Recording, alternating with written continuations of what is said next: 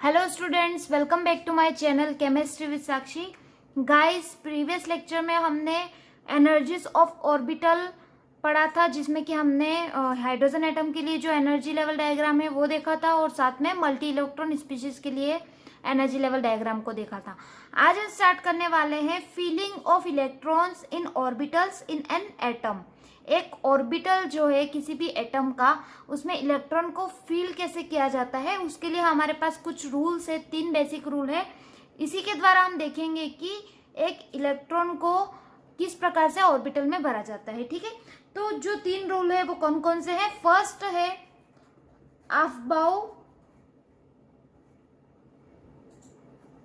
Aufbau principal.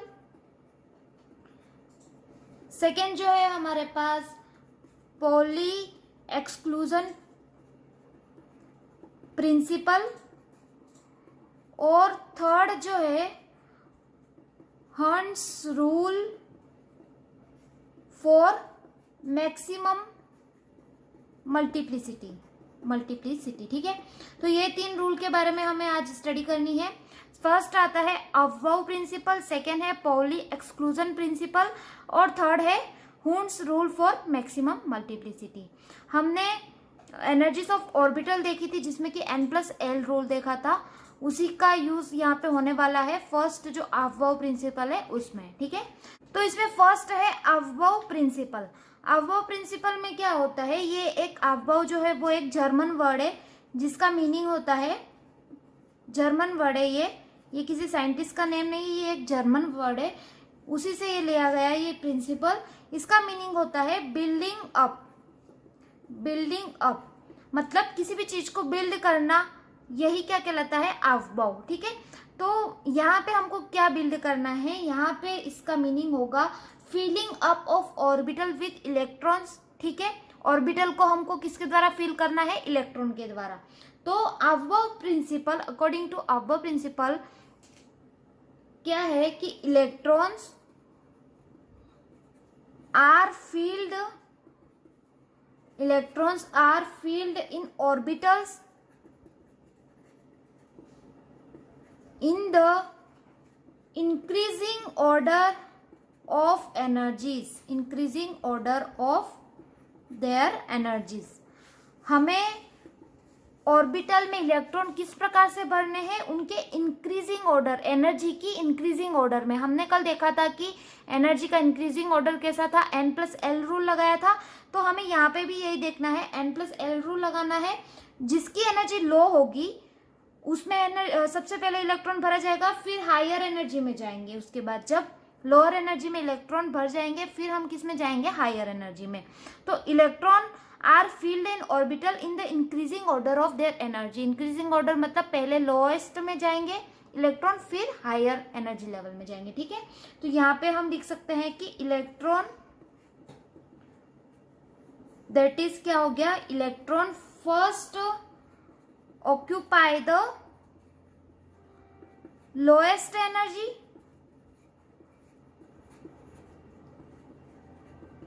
first occupy lowest energy orbital and then higher energy orbital। फिर किस में जाएंगे? हायर एनर्जी ऑर्बिटल में। ओनली आफ्टर, सिर्फ the lowest energy orbitals are filled. इसका मतलब क्या हुआ, मैं समझाती हूँ। देखिए, मैंने क्या लिखा है यहाँ पे कि इलेक्ट्रॉन जो होंगे वो फील्ड करेंगे ऑर्बिटल में। किसी भी एक ऑर्बिटल में हम इलेक्ट्रॉन को फील करते हैं, मैंने बताया था उसमें 2 इलेक्ट्रॉन आ सकते हैं। ठीक है, तो इसमें इलेक्ट्रॉन किस प्रकार से भरेंगे? लोअर एनर्जी लेवल से हायर एनर्जी लेवल की ओर, increasing order of their energies. Electron first occupy the lowest energy orbital. ठीक है, इलेक्ट्रॉन सबसे पहले किस में भरेंगे? लोएस्ट एनर्जी ऑर्बिटल में, and then higher energy orbital, फिर हम किस में जाएंगे? हायर एनर्जी ऑर्बिटल में। Only after the lowest energy orbitals are filled. हम तभी उसमें जाएंगे जब लोएस्ट एनर्जी ऑर्बिटल फुलफिल हो जाएगा, उसके बाद हम हायर एनर्जी लेवल में जाएंगे। देखिए, हम इसको समझते हैं। n+l रूल में हमने कल देखा था, यहाँ पे एक बार फिर से बता देती हूँ। n+l रूल क्या है? ये है प्रिंसिपल क्वांटम नंबर, ये क्या है अजीमुथल क्वांटम नंबर। अब n+l रूल लगाते हैं। जब फॉर एग्जांपल 1s और 2s के लिए हमें देखना है कि किसकी एनर्जी ज्यादा है, तो हम कैसे देखेंगे, n+l रूल लगाएंगे। यहाँ पे n क्या है 1 और s का मतलब l कितना है 0 और यहाँ पे क्या है 2 + 0, तो यहाँ पे इसकी टोटल वैल्यू कितनी आ गई 1 और यहाँ पे कितनी आ गई 2। तो किसकी एनर्जी ज्यादा हुई, यहाँ पे किसकी वैल्यू ज्यादा है 2s की, तो एनर्जी भी किसकी ज्यादा हुई 2s की। ठीक है, समझ में आ गया। तो इसी प्रकार से जब ये तो समझ में आ गया कि जिसकी वैल्यू ज्यादा होती है तब क्या होता है, उसकी एनर्जी ज्यादा होती है। लेकिन जब एनर्जी जब वैल्यू क्या होती है सेम आती है, उस कंडीशन में क्या होता है, ये भी मैंने बताया था कि 2p है मान लो और एक 3s ऑर्बिटल है।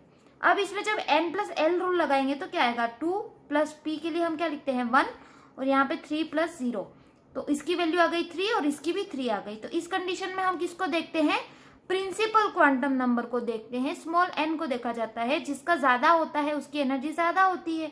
तो यहाँ पे 3 प्रिंसिपल क्वांटम नंबर ज्यादा है तो इसकी एनर्जी क्या है ज्यादा है, तो 3s ऑर्बिटल की एनर्जी ज्यादा होगी as compare to 2p orbital. ये तो मैंने कल ही क्लियर करवा दिया था। तो इसको भी साथ में देखेंगे हम कि अब प्रिंसिपल के अकॉर्डिंग एनर्जी किसकी ज्यादा होएगी, जिसकी एनर्जी ज्यादा होएगी और उसमें हम क्या करेंगे, बाद में इलेक्ट्रॉन भरेंगे। जब हम लोएस्ट एनर्जी लेवल में भर लेंगे उसके बाद हम किस में जाएंगे, हायर एनर्जी लेवल में। इसके लिए एक ट्रिक भी है जो कि आपके बुक में भी दे रखी है, इससे पहले इसको नोट डाउन कर लीजिए।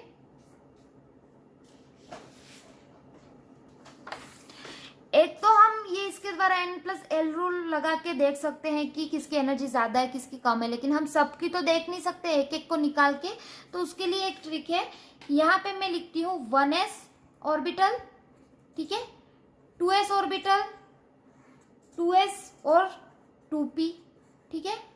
n = 2 के लिए 2s और 2p आता है, 2d नहीं आता, 3 में आता है 3s, 3 में क्या क्या आएगा 3p एंड देन 3d, ठीक है। ये बहुत ही इंपॉर्टेंट डायग्राम है, इसको याद रखिएगा।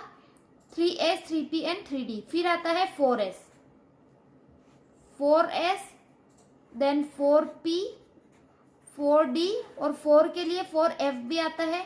इसके बाद से f ऑर्बिटल आएंगे सब में। फिर आएगा 5s 5p 5d and 5f, ठीक है।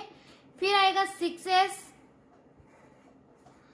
6p 6d 6f, इस प्रकार से 7s आते जाएंगे, ठीक है। तो हम इतना लिखते हैं, फिर समझते हैं कि किस प्रकार से इसमें एनर्जी लेवल को देख सकते हैं, ठीक है।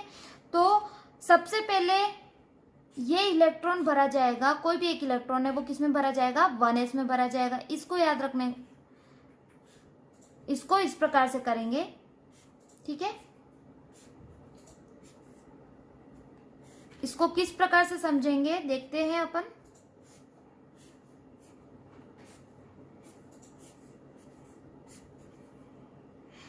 देखिए यहां पे क्या होता है, सबसे पहले कोई इलेक्ट्रॉन है वो हमें किसमें भरना है, वो कैसे पता चलेगा, इस डायग्राम से। सबसे पहले कोई इलेक्ट्रॉन हम भरेंगे जिसकी लोएस्ट एनर्जी किसकी है 1s ऑर्बिटल की।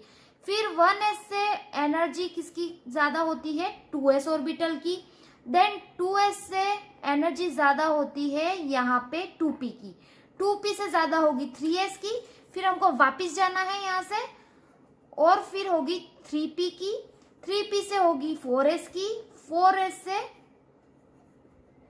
3d की, 3d से 4p, 4p से 5s, देन अगेन किसकी होगी 4d, 4d के बाद आएगा 5p, 5p के बाद 6s और इस टाइप से आता जाएगा, ठीक है। समझ में आ गया। तो इस डायग्राम को आप लोगों को याद रखना है, जिससे अपन इजीली बता सकते हैं कि किसकी एनर्जी कम है किसकी ज्यादा है। सबसे पहले कोई इलेक्ट्रॉन भरा जाएगा, सबसे लोएस्ट जो एनर्जी जिसकी होती है जिस ऑर्बिटल की, वो है 1s ऑर्बिटल। 1s के बाद 2s, 2s के बाद 2p, 2p के बाद 3s, 3s के बाद 3p, 4s, then 3d, 4p, 5s और फिर वापस जाके 4d, 5p, 6s एंड फिर 4f, 5d, इस प्रकार से आता जाएगा। क्लियर है। तो ये क्या है, order of filling of orbital. ये किसका डायग्राम है, order of filling of orbitals. ठीक है, किसी भी ऑर्बिटल में इलेक्ट्रॉन को फील करने के लिए ये जो एनर्जी लेवल डायग्राम भी बोल सकते हैं इसको, तो यहाँ पे हम लिख लेते हैं एक बार। सबसे पहले सबसे लोएस्ट एनर्जी किस ऑर्बिटल की होगी, 1s ऑर्बिटल की, देन उससे ज्यादा होगी 2s, 2p, 2p के बाद क्या है 3s, इससे भी देख सकते हैं और n+l रूल से भी देख सकते हैं। फिर 3s, 3s के बाद क्या है 3p, 3p के बाद है 4s, देन 4s के बाद है 3d, 3d के बाद 4p, 4p के बाद आएगा 5s, 4d, then 5p and then 6s and so on. ठीक है, तो ये है order of filling of orbitals. अब वो प्रिंसिपल में हमें यही देखना है कि जिसकी एनर्जी लोएस्ट होगी उसमें इलेक्ट्रॉन पहले भरे जाएंगे, एंड देन फिर जब उसमें फुलफिल हो जाएंगे इलेक्ट्रॉन, उसके बाद हम किस पे जाएंगे, हाईएस्ट एनर्जी लेवल पे।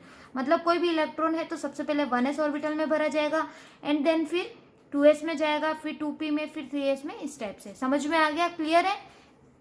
तो यही है अफबाउ प्रिंसिपल, इसको नोट डाउन कर लीजिए। फिर हम आते हैं सेकेंड प्रिंसिपल पे, जो कि है पॉली एक्सक्लूजन प्रिंसिपल।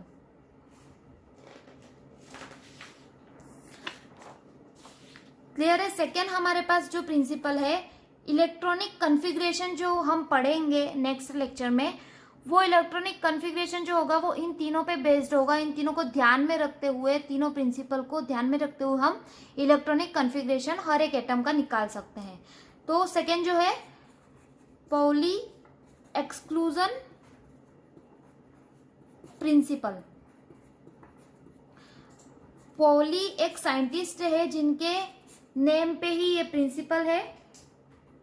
इनके अकॉर्डिंग क्या है, पॉली एक्सक्लूजन प्रिंसिपल के अकॉर्डिंग क्या है कि जैसा कि सब लोग जानते हैं, क्वांटम नंबर हमने पढ़ लिया है, कौन कौन से होते हैं, principal, azimuthal, magnetic and spin quantum number. अब स्पिन क्वांटम नंबर जो होता है उसमें जो इलेक्ट्रॉन होते हैं वो दो टाइप से होते हैं, एक तो प्लस हाफ होता है और एक माइनस हाफ होता है, सब लोग जानते हैं। एक इलेक्ट्रॉन जो होगा वो क्लॉकवाइज होगा और दूसरा जो भरा जाएगा वो एंटी क्लॉकवाइज होगा। क्लियर है? तो according to Pauli exclusion principle उनका ये कहना है कि जो 4 क्वांटम नंबर होते हैं n, l, m और s, तो माना कि 2 इलेक्ट्रॉन है, कोई भी 2 इलेक्ट्रॉन की बात हो रही है, एक इलेक्ट्रॉन है E1 और दूसरा इलेक्ट्रॉन है E2, 2 इलेक्ट्रॉन की बात हो रही है, यहाँ पे भी 4 क्वांटम नंबर होंगे और यहाँ पे भी 4 होंगे। तो according to Pauli n, l, m, s, चारों क्वांटम नंबर जो होंगे दोनों का सेम नहीं हो सकता है। कोई भी 2 इलेक्ट्रॉन के चारों क्वांटम नंबर सेम नहीं हो सकता है। ये 3 क्वांटम नंबर सेम होंगे, n, l, m सेम होगा दोनों का। n, l, m क्या है, सेम, इलेक्ट्रॉन 1 का भी और इलेक्ट्रॉन 2 का भी। लेकिन जो स्पिन क्वांटम नंबर है वो डिफरेंट रहेगा, एक के लिए प्लस हाफ होगा तो दूसरे इलेक्ट्रॉन के लिए क्या होगा, माइनस हाफ होगा। तो यही पॉली एक्सक्लूजन प्रिंसिपल है। यहाँ पे मैं लिख लेती हूँ, no two electrons in atom can have same set of 4 quantum number. 4 quantum number का जो सेट है 2 इलेक्ट्रॉन के लिए सेम नहीं होगा। मतलब कि अगर n, l, m सेम है दोनों के लिए, इलेक्ट्रॉन 1 के लिए और इलेक्ट्रॉन 2 के लिए, कोई भी 2 इलेक्ट्रॉन की बात हो रही है, तो उसमें n, l, m principal, azimuthal और मैग्नेटिक क्वांटम नंबर भले ही दोनों के लिए सेम होगा, लेकिन स्पिन क्वांटम नंबर क्या होगा, ऑलवेज डिफरेंट होगा। एक के लिए प्लस हाफ होगा तो एक के लिए माइनस हाफ होगा। ऐसा जरूरी नहीं कि इलेक्ट्रॉन 1 के लिए प्लस हाफ ही हो, इसके लिए माइनस हाफ होगा तो उसके लिए क्या हो जाएगा, प्लस हाफ हो जाएगा। तो यही क्या है, पॉली एक्सक्लूजन प्रिंसिपल। अब जो इलेक्ट्रॉन को फील किया जाता है, जैसे कि सब लोग जानते हैं कि ऑर्बिटल को हम इस बॉक्स के द्वारा डिनोट करते हैं, ऑर्बिटल जिसमें कि हम क्या भरते हैं, इलेक्ट्रॉन भरते हैं। तो ये क्या है, एक ऑर्बिटल है। जैसे कि 1s ऑर्बिटल है, 1s ऑर्बिटल के लिए ये बनाया, ठीक है। अब इसमें जो इलेक्ट्रॉन भरे जाएंगे, s ऑर्बिटल के लिए 1 बनाते हैं हम, p ऑर्बिटल कितने होते हैं, p के लिए कितने ऑर्बिटल होते हैं, 3 ऑर्बिटल होते हैं, और d के कितने होते हैं, 5 ऑर्बिटल, और f के लिए 7, इस टाइप से, ठीक है। तो एक जो ऑर्बिटल होगा उसमें कितने इलेक्ट्रॉन भर सकते हैं, 2 इलेक्ट्रॉन भर सकते हैं, और दोनों इलेक्ट्रॉन की जो स्पिन होगी वो क्या होगी, अपोजिट होगी। एक क्लॉकवाइज होगा तो एक एंटी क्लॉकवाइज होगा, मतलब एक अपवर्ड डायरेक्शन में होगा तो एक डाउनवर्ड डायरेक्शन में होगा। मतलब कि ये प्लस हाफ है तो ये क्या है, माइनस हाफ है। तो ये है इसमें एक और पॉइंट नोट करने के लिए कि only 2 electrons may exist in the same orbital,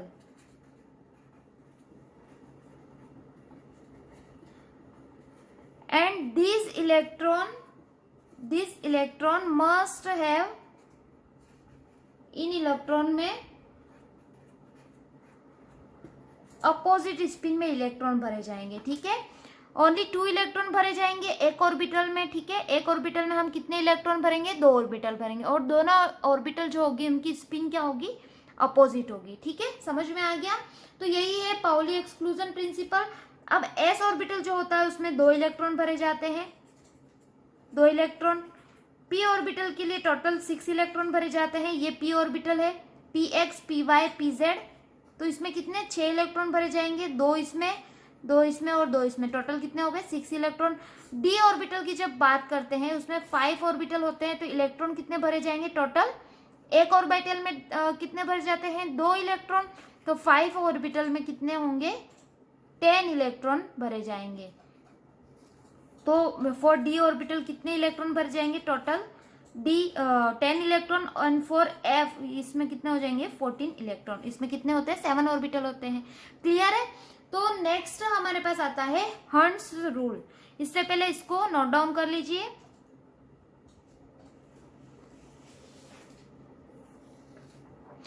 third जो रूल है वो है Hund's rule.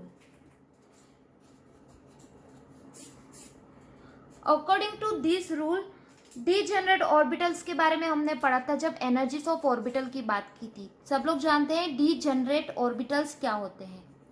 Degenerate orbitals, what is degenerate orbitals, जिन भी ऑर्बिटल्स की एनर्जी सेम होती है वो क्या कहलाते हैं, degenerate orbitals. For P orbital, P orbital की बात करते हैं तो पी ऑर्बिटल में हमारे पास 3 होते हैं, पी एक्स, पी वाई और पी जेड।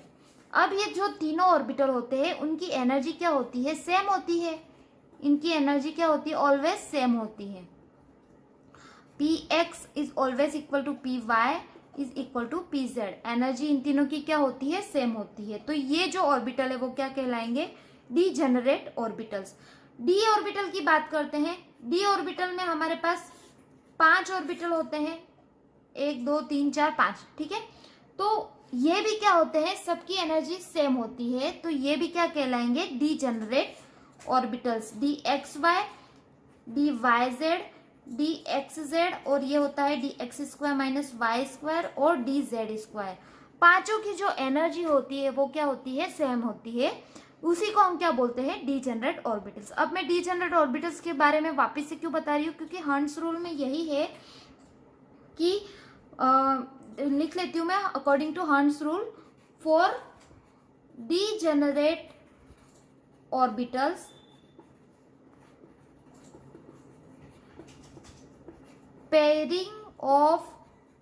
पेयरिंग जो होगी इलेक्ट्रॉन की टेक्स प्लेस ओनली